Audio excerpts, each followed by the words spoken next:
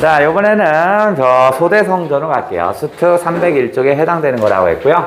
소대성전이네. 자, 이렇게 볼게. 자, 영웅소설은 9월 달에 정수정전이 한번 나왔어요. 나와서 오히려 저는 앞쪽에, 뒤쪽에, 앞에 3개, 전문학, 그 다음 뭐 있죠? 전문학이랑 그 다음에 고전 수필에 해당되는 설이라든가 기문학 이런 거 좀 잘 봐달라고 그랬고, 마지막에 뭐야, 송사소설이라고 했죠? 자, 소대성전 볼게요. 고전 소설의 패턴은 새로운 게 나오지 않고 어디서? 현재 EBS에 나온 놈을 봅니다. 근데 그 EBS에 나온 지점과 다른 지점을 내고 있어요. 계속. 그러면 이것도 우리가 세세히 봐야 하겠구나. 소대성전에 해당되는 내용을 한 5가지 정도 장면을 좀 추려볼게요. 좀 자세히 가야겠어. 예전에는 어떻게 좀 설명했냐면 소대성전이 어떻게 써요? 그 집에 왔다가 왕씨 부인하고 새 아들한테 쫓겨났다가 다시 뭐 승리했어요. 뭐 이런 식으로 썼거든요. 조금 더 자세히 해볼게요. 병부상서가 있어요. 병부상서 소량이라는 사람이 있습니다. 소량. 소씨고 이름이 량입니다. 이 사람은 늦도록 자식이 없었어요. 늦도록 자식이 없네. 그러니까 어떻게 써요? 얘가 어디 가냐면 청룡사의 노승에게 바로 시주를 합니다. 노승에게 제가 가진 건 없지만 스님을 위해서 제가 시주를 하겠어요 합니다. 그러니까 시주가 엄청 많은 거야. 그래서 청룡사 노승이 어떻게 했어요? 이제 아들을 낳도록 도와주지요. 그게 누군데? 그걸 통해서 태어나게 게 바로 뭐냐면 소대성입니다. 그래서 우리 고전소설에서 아들이 늦도록 없어서 소원을 빌었던 이런 걸 우린 뭐라고 하냐면 이렇게 늦도록 자식이 없어서 시주하는 이런 것을 뭐라고 그래요? 기자 모티프라고 하죠. 기자 모티프 합니다. 기원한다. 자식을 기원한다라는 얘기입니다. 기자 모티프다. 이렇게 보시면 될 것 같아요. 근데 소대성이 태어났는데 얘는 능력이 엄청 출중한 겁니다. 도대체 못하는 게 없어요. 우리 EBS가 여기 나왔습니다. 엄청 비범한 능력을 가졌어요. 그러면서 우리 올해 EBS에서는 그걸 뭐라고 표현했어? 기남자라고 얘기를 아예 해버려요. 그죠? 어떤, 능력치가 뛰어난 남자라는 거죠. 그죠? 기능적으로 아주 되게 뛰어난가 봐요. 소대성은 원래 저기 하늘에 동해용왕의 아들이긴 합니다. 그래서 이건 적강한 겁니다. 동해용왕의 아들이 뭐 한 거야? 적강했어요. 적강한 거야. 그래. 그런데 이 병부상서 소량은 소대성을 보면서 항상 걱정입니다. 우리가 보통 생각할 때 자식이 이렇게 똑똑하면 걱정이 하나도 없을 것 같지만 소량은 늘 걱정을 합니다. 왜냐면 왜 이런 모습을 보면서 걱정하냐면 사자성어에 흥진비례가 있대요. 흥한 것이 다하면 비례, 슬픔이 오게 되어 있거든요. 근데 이 소대성이 처음부터 이렇게 능력이 출중하다 보면 곧 나쁜 일이 오지 않을까? 이런 걱정인 거야. 얘는 능력이 너무 출중하니까 이제 어떻게 써? 걱정이 많아지는 거야. 흥진비례라는 말이 있는데 이거 어떻게 될까? 걱정을 막 합니다. 자, 그런데 아빠는 자식을 걱정했는데 오히려 아빠 소량이 먼저 죽어요. 더 일찍 죽어요. 그러면 흥진비례는 뭐야? 소량한테 나타난 게 아니라 소대성에게 나타난 거였습니다. 그죠? 태어났더니 어떻게 써요? 이제 슬픔, 아빠가 죽는 슬픔을 나타냈군요. 그래서 여기가 소량이 죽어요. 소량의 죽음. 그래서 이 소대성은 이 아빠가 죽으니까 어떻게 써요? 아주 극진하게, 그죠? 3년상을 치릅니다. 3년상을 치르고요. 아주 누가 봐도 저런 효자가 어디 있을까 하면 극진한 효도를 합니다. 자, 그래서 3년상을 치르니까 아빠가 이제 더 이상 돈을 벌지 못하죠? 그 다음에 어린 아이인 소대성이 할 수 있는 게 없잖아. 그래서 어떻게 해서 점점 가세가 기울어요. 그래서 가산이 탕진합니다. 그래서 그 있는 재산들을 다 정리해서 노비들을 다 나눠줘요. 그리고 자기는 50냥 정도인가 그 정도만 가지고 집을 나갑니다. 나는 뭐해 먹고도 살 수 있겠지라는 생각에 나가는 거야. 그래서 이제 두 번째 장면입니다. 이 소대성이 노비들에게 돈을 다 나눠주고 난 뒤에 약 한 50냥 정도를 가져와요. 그래서 주막집에 가요. 그런데 자꾸 울음소리가 들립니다. 주막집 주인이 계속 우는 거야. 아니 근데 할아버지 왜 이렇게 자꾸 우세요? 라고 물어봐요. 그랬더니 제가 부모님이 돌아가셨는데 장례 치를 돈이 없어서 뭐 이래요. 그래서 소대성이 봤더니 감동 받습니다. 저 노인이 부모가 돌아가셨는데 뭐 어째 할 길이 없어서 막 안타까워하는 거야.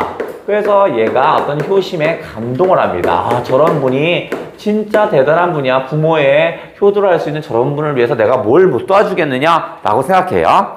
그래서 어떻게 써요? 아까 가지고 있던 돈 장례 비용을 줍니다. 장례 비용을 줘요. 50냥 정도를 줘요. 그러니까 어떻게 써요? 주막주 주인이 그러면 제가 어떻게 할까요? 이름이라도 알았으면 좋겠어요. 아니에요. 안 갚아도 되니까 장례 좀 잘 치르세요. 이런 거야. 그래서 여기를 감사해 합니다. 그러면 소대성은 이제 가진 게 아무것도 없죠. 그러니까 이제부터 뭐 하는 거야? 이제부터 유리 걸식을 합니다. 걸어 다니면서 그냥 밥 빌어 먹고 사는 거야. 그래서 올해 EBS에선 여기에 초점을 뒀더라고요. 소대성이 유리걸식을 하게 되죠? 그죠? 근데 유리걸식을 하니까 밥 빌어 먹는 거잖아. 이것을 어떻게 써? 스스로 선택했다. 여기에다 초점을 뒀더라고요. 그래서 영웅성이 더욱더 부각되는 거야. 스스로 어떻게 써? 저런 뭘까? 부정적인 상황을 만들어서 그 속에서 잘 극복해내죠. 그래서 오히려 영웅성이 부각되는 그런 장치로 쓰였다. 뭐 이런 얘기가 쫙 나옵니다. 유리걸식을 하면서 때로는 목동이 되기도 하고 때로는 뭐 농부일, 허드렛 일 도와주기도 하고 이렇게 지냅니다. 자, 이때 이진이라는 이승상이 있어요. 승상의 벼슬이고요. 이진이라는 사람입니다. 이 사람이 꿈을 꿉니다. 꿈을 꾸는데 꿈속에서 뭐냐면 청룡이 하늘로 쓱 올라가는 거야. 야, 이거 나이가 있으니까 태몽은 아닌 것 같고, 그죠? 지금 3남 2녀가 있는데 다 시집장가 같고요. 막내딸 하나, 채붕이 하나 남았어요. 그러니까 거의 60, 70이 나이가 됐으니까 이제 이건 태몽은 아닐 거잖아. 이거 무슨 꿈이지? 가만히 봤더니 저기 산 속에서 청룡이 날아갔어? 거기 한번 가보자 라고 합니다. 자, 꿈속에서 청룡이 날아갑니다. 자, 날아가는 꿈을 쫙 꿔요. 하늘로 날아가는 꿈을 꿉니다. 믿져야 본전이니까 한번 그 산으로 한번 가봐야지 라고 가봐요. 가봤더니 어떻게 써요? 발견! 유리걸식하고 있는 누구? 소대성을 발견해요. 그런데 이 소대성은 당연히 어떻게 써요? 행색이 엄청 초라하겠죠? 행색은 초라할 수밖에 없죠. 유리걸식하고 있으니까. 그리고 나서 이렇게 봤는데 등치가 이렇게 크고 아주 장군감이야. 근데 겉은 좀 더러운 거야. 그래서 자고 있더라고요. 그래서 여봐라 했더니 갑자기 한 10살밖에 안 된 얘가 니는 뭔데 반말이냐 뭐 이러고 서로 티격태격 합니다. 그러다가 내가 말 잘못했어. 지금 어째서 이런 데 있어? 라고 물어보는 거야. 그러니까 내가 행색은 초라한 것을 확인했지만 비범함을 확인해요. 괜찮은 놈이다 하고 생각해요. 그래서 당신은 이제 반말 안 하니 나도 대답해 주겠어. 나는 여차해서 소량의 자식이요 라고 합니다. 소량의 아들이요 라고 얘기를 해요. 소량? 나 아는데 그거 내 친구인데 라고 합니다. 그러세요 하면서 얘기하다가 이제 얘기하죠. 여차함을 쭉 얘기를 합니다. 그래? 이승상은 지금 3남 2녀 중에서 다 시집장가 같고요. 하나 막내딸이 채봉이가 하나 남았거든요. 근데 봤더니 얘가 비범하고요. 뭔가 좀 될 놈이야. 그러니까 얘가 좀 안목이 있는 거죠. 야, 잘됐다. 너 특별히 갈 데도 없고 하니 우리 집에 가자. 우리 집에 가서 우리 집에서 좀 잘 지내고 공부할 것도 공부하고 이렇게 해요. 난 누구에게 신세를 지고 싶지 않습니다. 아이고 따라와 라고 갑니다. 데리고 가요. 자, 그래서 이제 첫 번째는 갈등 요거 1번. 그 다음에 이제 이승상과 예와의 갈등 두 번째. 채봉과의 혼례. 채봉과의 혼례 문제. 이것 때문에 또 갈등합니다. 혼례 문제. 자, 이승상은 소대성이 비범하거든요. 그래서 장가 사위로 들여놨으면 좋겠어요. 근데 이 소대성은 아니 제가 이렇게 집에서 신세 지는 것도 죄송한데 무슨 결혼입니까? 저는 아직 결혼할 수 있는 그런 능력도 없고 아무것도 없어요. 막 이런 얘기를 합니다. 그러니까 서로 간에 어떻게 해서 합니다. 그런데 이승상은 계속 대시를 합니다. 하라고 하는데 안 하는 거야. 근데 이 소대성도 계속 거부를 하다가 이제 우연찮게 채봉이를 확인합니다. 봤어요. 와, 이뻐요. 그러니까 어떻게 했어요? 둘이 첫날 밤을 보냅니다. 결혼을 안 했는데 이 소대성전은 고전소설에서는 기생이라든가 이런 사람과 첫날 밤을 보내는 내용은 종종 나옵니다. 근데 부인과 첫날 밤, 그러니까 결혼 전에 이렇게 첫날 밤을 치르는 내용은 안 나오거든요. 얘는 나옵니다. 그래서 첫날 밤을 치러요. 그랬더니 이승상이 오케이, 잘 됐다. 그죠? 이 둘이 첫날 밤도 보냈겠다. 이제 결혼을 못할 수가 없죠. 해야만 하는 거잖아. 그래서 얘가 어떻게 해서 둘이 결혼을 하라고 얘기를 합니다. 그런데 이놈들은 또 뭐냐면 가만히 보니까 지네들끼리 이미 어떻게 해서 중원은 집입니다. 집. 중원에서 글을 나눴어요. 서로 간에 나눠. 근데 이건 뭐였냐면 소대성이 이제 글을 짓는 거야. 내가 저기 하늘나라로 왔더니 예쁜 선녀를 만나서 너무 행복했소 라는 시를 보내요. 그 선녀가 누구였어? 채봉이겠죠? 채봉과의 첫날 밤이겠죠? 그랬더니 채봉을 꿈꿉니다. 내가 꿈을 꿨더니 푸른 소나무와 뭐가 있는 거 봤을 때 이런 지조와 절개 있는 건 당신 아니겠어? 이런 서로의 사랑 얘기를 나눕니다. 그러니까 요거는 일종의 서로의 사랑을 확인합니다. 서로의 사랑을 확인하는 이런 과정입니다. 중원은 집 이름이야. 집이야. 집. 자, 그리고 나서 이제 이승상이 이제 더 속도를 내기 시작합니다. 잘 됐어. 뭐냐면 이제 첫날 밤도 보냈고 그 다음에 결혼시켜야지 하고 속도를 냅니다. 그런데 속도를 내다가 문제가 발생합니다. 뭐냐면 결혼식 가기 전에 이승상이 사망을 합니다. 사망을 해요. 그러니 이제 소대성이 있고 이제 사망을 했으니까 자, 왕씨 부인이 있습니다. 왕씨 부인은 바로 이승상의 부인이고요. 그 다음에 세 아들이 있겠죠?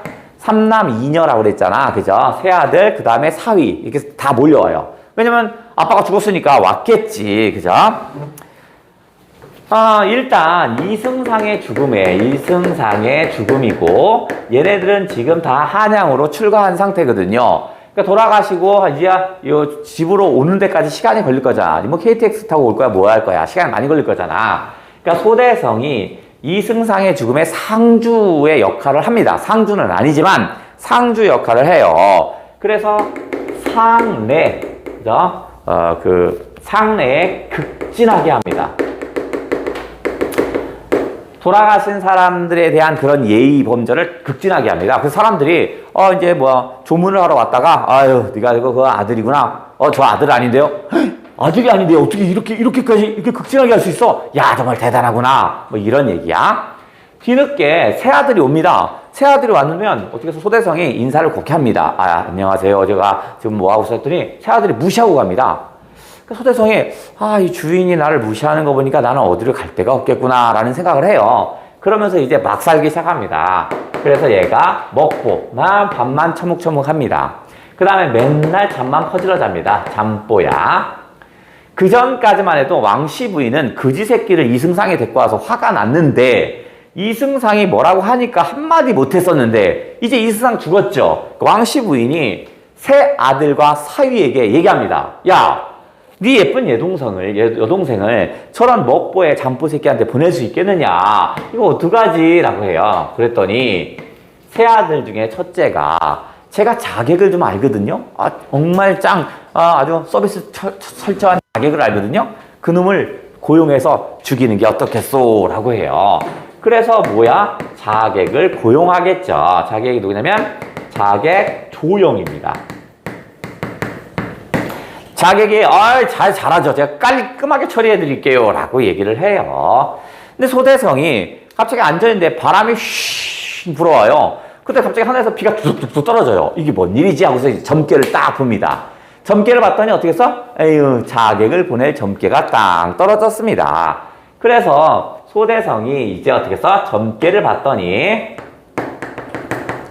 점괘를 보고요. 그 다음에 자객이 딱 점괘를 봐서 딱 숨어 있어요. 도수를 부려서 숨어 있습니다. 도수를 부려 슬쩍 숨어요. 자객이 칼을 들고 딱 들어왔는데 내 칼을 받아라 했는데 칼을 받을 사람이 아무도 없는 거야. 그럼 얘는 어디 있어? 바로 소대성은 딱 벽 위에 딱 위장하고 있는 거야. 그러나서 여기서 갑자기 뻥 합니다.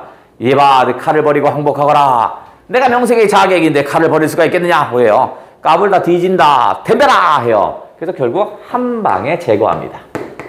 한 방에 제거를 해요. 그러니까 자객, 조영 이렇게 되겠고 당연히 소대성 긍정이겠죠. 긍정의 사람이겠죠. 여기에 대조고요. 그래서 이제 자객을 죽인 후에 이 소대성은 누가 보낸지 알아요. 그래서 이제 떠나면서 이별시를 씁니다. 이별시. 당연히 이별시 잘 체크해야 돼요. 잘 체크해 볼게요. 자, 이제 이별시는 뭐냐면, 자, 소대성이, 여기다 쓸까? 자, 소대성이 이승상을 보면서 항상 무슨 생각을 했냐면, 이제 죽었겠죠, 죽은 이승상. 머릿속에 그리워하면서 뭐냐면, 주인의 은혜가 무겁습니다. 주인의 은혜의 무거움. 은혜가 무거워요. 즉, 고마움을 내가 항상 느끼고 살았거든요. 왜냐면 나를 걷어주지 않았으면 나는 어딘가에서 계속 유리걸식하다 거지가 됐을 거 아니냐. 그죠? 그래서 이쪽 화살표 이쪽 가야죠. 그래서 나는 항상 이승사에게 고마움을 표시합니다. 그래서 객의 정이 깊어졌어요. 정이 깊어집니다. 그랬는데 뭐라고 하냐면 후손의 불초함으로 합니다. 후손의 불초함. 이제 알았어. 시 속에서 이미 누가 자객을 보낸지 안 거죠? 후손이 보냈다라고 생각하는 거야. 그래서 어떻게 써? 결국 어떻게 써? 지음을, 내 뜻을 알아주는 사람, 지음을 잃었어요. 라고 얘기합니다. 그러니까 전체적으로 후손의 불초함으로 인해서 내가 지음을 잃어서 슬퍼졌어요. 그 다음, 마지막에 어느 날에 돌아올고, 어느 날에 돌아올고 이렇게 하거든요. 그럼 결국 이건 뭐야? 어느 날에 돌아온다라는 일종의 복선이겠죠. 자, 여기까지가 전반부입니다. 이 전반부를 세분화한 이유는 뭐냐면 올해 EBS가 요 지점을 나왔거든요. 그러니까 그 지점을 좀 세분화시킨 거야. 왜냐면 안 나온 지점을 자꾸 낼 거니까. 어느 날에 돌아올고.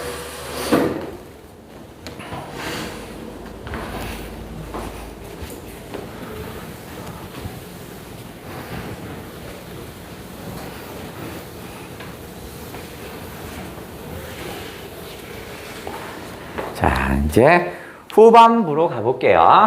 저기까지가 전반부 정도 하신다면 이제 후반부는 이제 집을 나가야겠죠? 집을 나가서 저기 떠돌다가 얘가 어디로 가냐면 청룡사로 갑니다. 네 번째인가? 자, 소대성이 결국 지금 어디 가냐면 청룡사로 갑니다. 청룡사에 쫙 도착했더니 거기에 누가 있어요? 청룡사의 노승이 이미 있습니다. 그러니까 청룡사 노승. 청룡사 어디서 많이 봤죠? 첫 번째 제시문에서 소량이 소대성의 아빠가 시주한 절이죠. 그래서 이 청룡사의 노승은 이미 다 알고 있어요. 올 것을. 그래서 어떻게 하냐면 이미 위에서 기다립니다. 기다려요. 그러나서 내가 열차에서 네 아버지가 여기서 시주를 하셔서 고마워서 너를 낳게 했는데 다 얘기를 해줍니다. 그 다음에 지금 하늘에서 너와 나의 연을 맺었으니 한 몇 년간은 너 내 밑에 있어야 한다라고 얘기를 해요. 그러면 청룡사 노승이 뭐야? 병법을 알려주기 시작합니다. 병법을 알려주고 그 다음에 글을 알려주기 시작합니다. 그럼 청룡사의 노승은 역시 마찬가지로 일종의 도우미 역할을 하고 있는 거죠. 주인공 옆에 있는 도우미겠죠. 그렇게 몇 년을 지나가면서 병법과 글에 통달하기 시작합니다. 근데 얘는 아까 점괘를 잘 본다고 그랬죠? 그래서 이 점괘를 다시 한번 봅니다. 점괘를 이렇게 한번 봤더니, 왜냐면 바람이 이상스럽게 불고 날씨가 이상해요. 그래서 점괘를 딱 봤더니 아니나 다를까 명나라에 환란이 발생했습니다. 명나라에 환란이 발생합니다. 환란이 발생했다라는 점괘가 딱 나와요. 그러면 어떻게 해서 이거 뭐야? 출정해서 그 환란을 해결하는 것이 사나이 할 일이라고 생각합니다. 그래서 소대성에 출정 준비합니다. 소대성에 뭘까? 출정 준비? 출정 준비를 하는데 나갈 준비는 됐는데 스승님, 제가 나가서 제 혼자 가서 어떻게 그 많은 사람과 싸울 수 있겠어요? 나 가긴 가야 되는데 이거 어떡하죠? 라고 해요. 기다려봐라. 그래서 이 노승이 뭐냐면 칠성검을 줍니다. 이 칠성검이라 함은 못 뚫는 갑옷이 없다. 다 뚫을 수 있다. 라고 해서 칠성검을 줘요. 그랬더니 그러니 칼만 들고 전쟁터에 가면 뭐합니까? 라고 했더니 갑자기 죽은 이승상이 다시 한번 뻥 나옵니다. 죽은 이승상이 나와서 이진이겠죠? 나와서 네가 출정한다니 내가 보신 갑옷을 주겠다. 이건 어떤 칼도 뚫을 수 없어요. 보신 갑옷을 줄 테니까 몸성이 살고 전쟁을 잘 치르고 꼭 내 딸과 결혼해야 한다 라고 얘기해요. 그런데 이 칼과 갑옷이 있으면 저 전쟁터까지 언제 가요? 라고 했더니 아이고 다 도와줘요. 늙은이 오더니 제가 준비되어 있습니다. 이 청총말을 타고 가세요. 청총말을 타고 가요. 말입니다. 말. 한 발 디디면 천리를 간다는 청총마야. 그러면 이것들은 다 뭐야? 도우미들이죠. 그래서 수능에서는 뭐도 한번 언급됐냐면 이승상이 살았을 때 도와준 건 뭐 있어? 유리걸씨가 하는 애를 데려갔죠? 죽어서도 다시 한번 도와줍니다. 이 두 번 도와주는 요거 체크. 자, 그리고 나서 이제 소대성이 저 말을 타고 한 번에 달려갑니다. 한 번에 달려갔더니 이제 청나라의 장군을 만납니다. 잘 만났구나. 내 칼을 받아라 하겠죠. 누구냐면 호왕, 청나라 왕의 제일 첫 번째 애지중지하는 그 첫 번째 그 장군이 있어요. 걔 누구냐면 서웅이라는 애야. 이 서웅을 단번에 제거해버립니다. 그죠? 얘를 제거합니다. 소대성이 전쟁을 치러서 저놈을 한 번에 죽여버려요. 그러면 제거, 격파했다, 이렇게 하면 되겠죠? 그 얘기를 누가 들으냐면 호왕이 들어요. 호왕이. 내 부하를 저놈이 한 번에 격파했다고? 넌 뒤졌다. 하고 어떻게 해서 둘이 격돌을 합니다. 네가 감히 나의 장수를 죽였단 말이냐 해서 격돌을 합니다. 그래서 1차 격돌을 합니다. 1차 격돌에서는 소대성이 칠성검과 보신갑옷과 청총말을 들고 있었음에도 불구하고 호왕과 거의 대등하게 싸웁니다. 대등하게 싸우다가 결국은 어떻게 해서 소대성이 피합니다. 그래서 소대성의 판정패 정도 될게요. 그런데 호왕도 싸워보니까 판정승을 했는데 이 새끼가 만만치 않은 놈이라는 걸 느낍니다. 그래서 이놈과 싸운다라는 건 너무 체력 소비가 크다라는 생각이 들어요. 그래서 안 되겠다. 바로 적진의 심장으로 들어가자라고 합니다. 적진의 심장은 어딘데? 명황제죠? 명황제를 바로 다이렉트로 습격을 합니다. 그래서 어떻게 해서 명황제가 호왕에게 항복 문서를 주려고 할 때 다시 호왕이 소대성이 싸우다가 비가 내립니다. 말은 하는데 왜 비가 오지? 점괘 좀 볼까? 점괘 봤더니 아차차 황성이 뚫렸구나 라고 해요. 한 번에 달려갑니다. 다시 달려가서 호왕과 2차 전투를 합니다. 2차 전투에서는 당연히 어떻게 해서 고전수선이니까 소대성의 승이겠죠. 그래서 바로 소대성이 황실을 복원해 줍니다. 황실 복원을 해줘요.